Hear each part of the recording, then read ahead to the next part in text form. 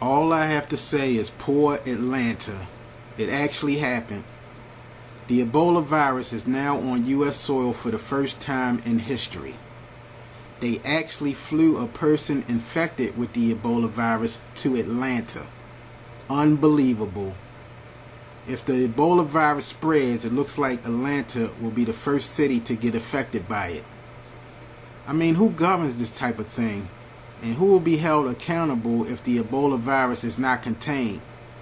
Personally, I think that flying in someone who is infected with the deadly Ebola virus is entirely too dangerous.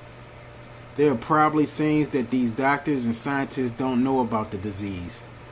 Animals can spread this disease, and the U.S. has different animal species in an entirely different climate than Africa.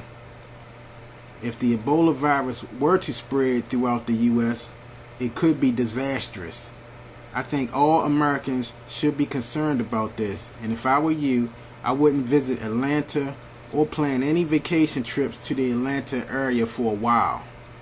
I mean, even if the Ebola virus is contained, why put a whole city and a whole country at risk?